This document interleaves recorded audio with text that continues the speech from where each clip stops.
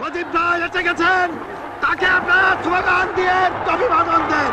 শেখ মুজিবের পথ ধরো, বাংলাদেশ স্বাধীন করো, মুজিব ভাইয়ের পথ ধরো, বাংলাদেশ স্বাধীন করো, পাটের মাঠে তৈরি করো, বাংলাদেশ স্বাধীন করো। বীর বাঙালি অস্ত্র ধরো। ভাইরা আমার, আজ দুঃখ ভারাক্রান্ত মন নিয়ে আপনাদের সামনে হাজির হয়েছি। আপনারা সবই জানেন এবং বোঝেন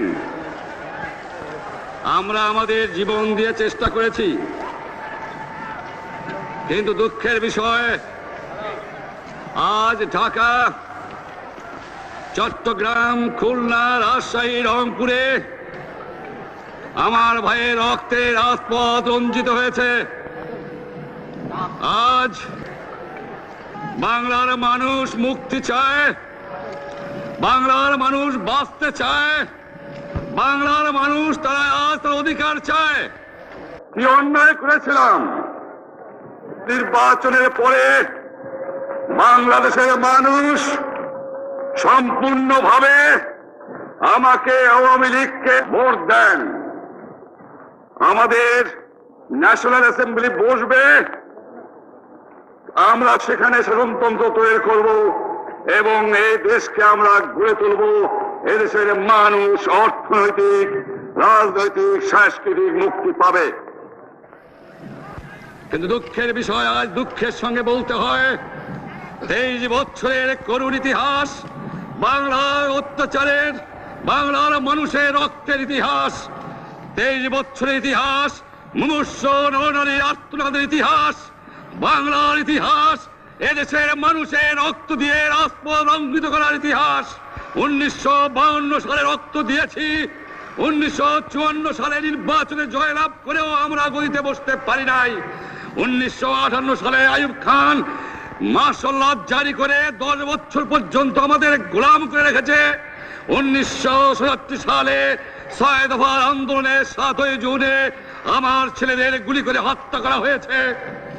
1969 সালে আন্দোলনে আইয়ুব খানের পতন হওয়ার পরে যখন ইয়াহিয়া খান সাহেব সরকার নিলেন, তিনি বললেন দেশে শাসনতন্ত্র দেবেন, গণতন্ত্র দেবেন, আমরা মেনে নিলাম। তারপরে অনেক ইতিহাস হয়ে গেল, নির্বাচন হলো। আপনারা জানেন দোষ কি আমাদের? আজকে আমি প্রেসিডেন্ট ইয়াহিয়া খান সাহেবের সঙ্গে দেখা করেছি, আপনারা জানেন, আলাপ আলোচনা করেছি। আমি শুধু বাংলার নয়, পাকিস্তানের মেজরিটি পার্টির নেতা হিসাবে তাকে অনুরোধ করলাম 15 ফেব্রুয়ারি তারিখে আপনি জাতীয় পরিষদের অধিবেশন দেন। তিনি আমার কথা রাখলেন না, তিনি রাখলেন ভুট্টো সাহেবের কথা।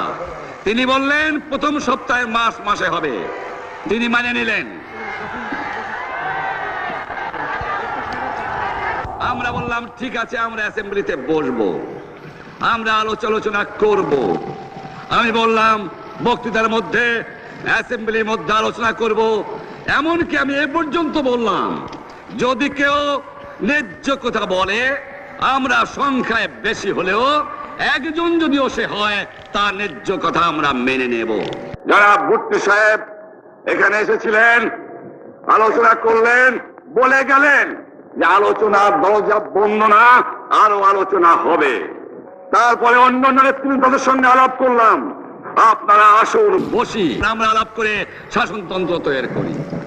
তিনি বললেন পশ্চিম পাকিস্তানের মেম্বাররা যদি এখানে আসে তাহলে কসাইখানা হবে অ্যাসেম্বলি। তিনি বললেন যে যাবে তাকে মেরে ফেলে দেওয়া হবে।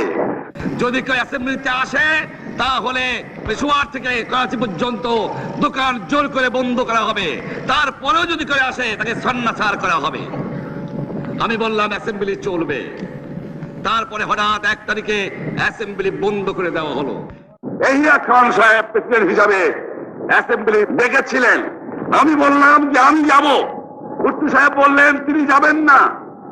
35 জন সদস্য পশ্চিম পাকিস্তানের থেকে এখানে আসলেন। তারপরে হঠাৎ বন্ধ করে দেওয়া হলো, দোষ দেওয়া হলো বাংলার মানুষকে, দোষ দেওয়া হলো আমাকে। বন্ধুকে দেওয়ার পরে দেশের মানুষ প্রতিবাদ মুখর হয়ে উঠলো। আমি বললাম শান্তিপূর্ণ ভাবে আপনারা হরতাল পালন করেন। আমি বললাম আপনারা কল কারখানা সবকিছু বন্ধ করে দেন। জনগণ সাড়া দিল, আপন ইচ্ছায় জনগণ রাস্তায় বেরিয়ে পড়ল। তারা শান্তিপূর্ণ ভাবে সংগ্রাম চালিয়ে যাওয়ার জন্য স্থির প্রতিজ্ঞাবদ্ধ হলো। কি পেলাম আমরা? আমার পয়সা দিয়ে অস্ত্র কিনেছি বহিঃশত্রু আক্রমণ থেকে দেশকে রক্ষা করার জন্য। আজ সেই অস্ত্র ব্যবহার হচ্ছে আমার দেশের গরিব দুঃখী নিরস্ত মানুষের বিরুদ্ধে। তার বুকের উপরে হচ্ছে গুলি। আমরা পাকিস্তানের সংখ্যাগুরু, আমরা বাঙালিরা যখনই ক্ষমতায় যাওয়ার চেষ্টা করেছি, যখনই এদেশের মালিক হবার চেষ্টা করেছি, তখনই তারা আমাদের উপর ঝাঁপিয়ে পড়েছেন। তারা আমাদের ভাই। আমি বলেছি তাদের কাছে এই কথা যে আপনারা কেন আপনার ভাইয়ের বুকে গুলি মারবেন? আপনাদের রাখা হয়েছে যদি বহিঃশত্রু আক্রমণ করে তার থেকে দেশকে রক্ষা করার জন্য। তারপরে উনি বললেন যে আমার নামে বলেছেন, আমি নাকি বলে স্বীকার করেছি যে 10 তারিখে রাউন্ড টেবল কনফারেন্স হবে। আমি উনাকে একথা বলে দেবার চাই, আমি তাকে তা বলি নাই। টেলিফোনে আমার সঙ্গে তার কথা হয়। তাকে আমি বলেছিলাম, জনাব ইয়াহিয়া খান সাহেব, আপনি পাকিস্তানের প্রেসিডেন্ট, দেখে যান, ঢাকায় আসেন কিভাবে আমার গরিবের উপরে, আমার বাংলার মানুষের বুকের উপরে গুলি করা হয়েছে, কি করে আমার মায়ের কোল খালি করা হয়েছে, কি করে মানুষকে হত্যা করা হয়েছে। আপনি আসুন, দেখুন, বিচার করুন, তারপরে আপনি ঠিক করুন। আমি এই কথা বলেছিলাম। আমি তো অনেক আগে বলেছি কিসের আসতেছি, তার সঙ্গে বসবো, যারা আমার মানুষের বুকে রক্ত নিয়েছে তাদের সঙ্গে বসবো। আমার সঙ্গে পরামর্শ না করে বা আমাদের সঙ্গে আলোচনা না করে 5 ঘন্টা গোপনে বৈঠক করে যে বক্তৃতা তিনি করেছেন এবং যে বক্তৃতা করে অ্যাসেম্বলি করেছেন, সমস্ত দোষ তিনি আমার উপরে দিয়েছেন, বাংলার মানুষের উপরে দিয়েছেন। আমি পরিষ্কার মিটিংয়ে বলেছি যে এবারের সংগ্রাম আমার মুক্তির সংগ্রাম, এবারের সংগ্রাম স্বাধীনতার সংগ্রাম। আমার 25 তারিখে অ্যাসেম্বলি কল করেছে, রক্তের দাগ শুকায় নাই। আমি 10 তারিখে বলে দিয়েছি যে ওই শহীদের রক্তের উপর দিয়ে পাড়া দিয়ে আরটিসিতে মুজিবুর রহমান যোগদান করতে পারে না।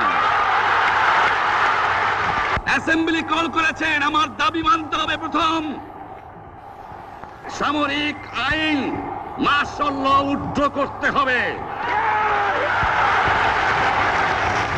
সমস্ত সামরিক বাহিনীর লোকদের ব্যারাকে ফেরত দিতে হবে।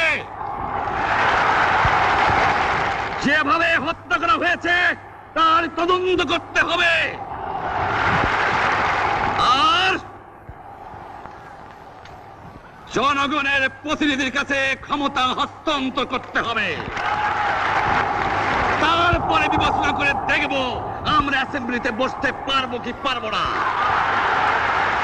এর পূর্বে অ্যাসেম্বলিতে বসার, আমরা অ্যাসেম্বলিতে বসতে আমরা পারি না।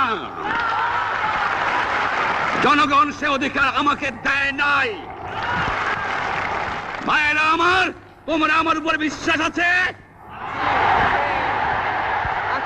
আমি প্রধানমন্ত্রিত্ব চাই না, আমরা দেশের মানুষের অধিকার চাই।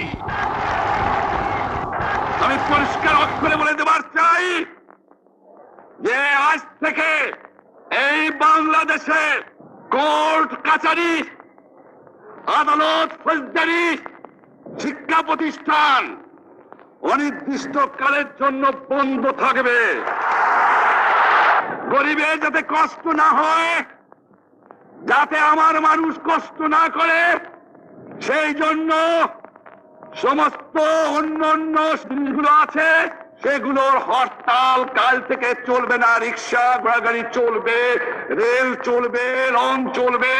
শুধু secretariat, supreme court, high court, জজ কোর্ট, সেমি গভর্নমেন্ট দপ্তরগুলো ওয়াবদা, কোনো কিছু চলবে না। 28 তারিখে কর্মচারীরা যে বেতন নিয়ে আসবেন, এরপরে যদি বেতন দেওয়া না হয়, আর যদি একটা গুলি চলে, আর যদি আমার লোকের উপর হত্যা করা হয়, তোমাদের উপর কাছে আমার অনুরোধ রইল, প্রত্যেক ঘরে ঘরে দুর্গ গড়ে তোলো। তোমাদের যা কিছু আছে তাই নিয়ে শত্রুর মোকাবেলা করতে হবে, এবং জীবনের তরে রাস্তাঘাট যা যা আছে সব কিছু আমি যদি হুকুম দেবার নাও পারি, তোমরা বন্ধ করে দেবে। আমরা ভাতে মারবো, আমরা পানিতে মারবো। তোমরা আমার ভাই, তোমরা বাড়াকে থাকো, কেউ তোমাদের কিছু বলবে না, কিন্তু আর আমার বুকের উপর গুলি চালাবার চেষ্টা করো না, ভালো হবে না। 7 কোটি মানুষকে তাবা রাখতে পারবো না। আমরা যখন মরতে শিখেছি তখন কেউ আমাদের দবাতে পারবে না। আর যে সমস্ত লোক শহীদ হয়েছে, আঘাতপ্রাপ্ত হয়েছে, আমরা আওয়ামী লীগের থেকে যতদূর পারি তাদের সাহায্য করতে চেষ্টা করব। যারা পারেন আমার রিলিফ কমিটি সামান্য টাকা পয়সা পৌঁছিয়ে দেবেন।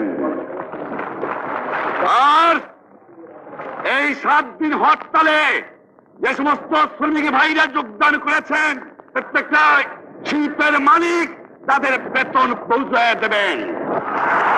সরকারি কর্মচারীদের বলি, আমি যা বলি তা মানতে হবে। যে পর্যন্ত আমার এই দেশের মুক্তি না হবে, খাজনা ট্যাক্স বন্ধ করে দেওয়া হলো, কেউ দেবে না। মনে রাখবেন, শত্রু বাহিনী ঢুকেছে, নিজেদের মধ্যে আত্মকলহ সৃষ্টি করবে, লুটতরাজ করবে। এই বাংলায় হিন্দু মুসলমান, বাঙালি নন বাঙালি যারা আছে তারা আমাদের ভাই, তাদের রক্ষার দায়িত্ব আপনাদের উপরে, আমাদের জন্য বদনাম না হয়। মনে রাখবেন, রেডিও টেলিভিশনের কর্মচারীরা যদি রেডিওতে আমাদের কথা না শোনে, তাহলে কোন বাঙালি রেডিও স্টেশনে যাবেন না। যদি টেলিভিশন আমাদের নিউজ না দেয়, কোন বাঙালি টেলিভিশনে যাবেন না। 2 ঘন্টা ব্যাংক খোলা থাকবে, যাতে মানুষ তাদের মায়নাপত্র নেবার পারে, কিন্তু পূর্ব বাংলার থেকে পশ্চিম পাকিস্তানে 1 পয়সা চালান হতে পারবে না। টেলিফোন টেলিগ্রাম আমাদের এই পূর্ব বাংলায় চলবে, এবং বিদেশের সঙ্গে নিউজ পাঠ হলে আপনারা চালাবেন, কিন্তু যদি এই দেশের মানুষকে খতম করার চেষ্টা করা হয়, বাঙালিরা বুঝে শুনে কাজ করবেন। তবে অনুরোধ করছি, আপনারা আমাদের ভাই, আপনারা দেশকে একেবারে জাহান্নামে ধ্বংস করে দিয়েন না। জীবনে আর কোনোদিন আপনাদের মুখ দেখা দেখি হবে না। যদিও আমরা শান্তিপূর্ণভাবে আমাদের ফয়সলা করতে পারি, তাহলে অন্তপক্ষে ভাই ভাই হিসেবে বাস করার সম্ভাবনা আছে। সেই জন্য আপনাদের অনুরোধ করছি, আমার এই দেশে আপনারা মিলিটারি শাসন চালাবার চেষ্টা করবেন না। দ্বিতীয় কথা, প্রত্যেক গ্রামে, প্রত্যেক মহল্লায়, প্রত্যেক ইউনিয়নে, প্রত্যেক সাব ডিভিশনে আওয়ামী লীগের নেতৃত্বে সংগ্রাম পরিষদ গড়ে তোলো, এবং তোমাদের যা কিছু আছে তাই নিয়ে প্রস্তুত থাকো। মনে রাখবা, রক্ত যখন দিয়েছি, রক্ত আরো দেব, এই দেশের মানুষকে মুক্ত করে ছাড়বো ইনশাআল্লাহ। এবারে সংগ্রাম আমাদের মুক্তির সংগ্রাম, এবারে সংগ্রাম স্বাধীনতার সংগ্রাম। জয় বাংলা।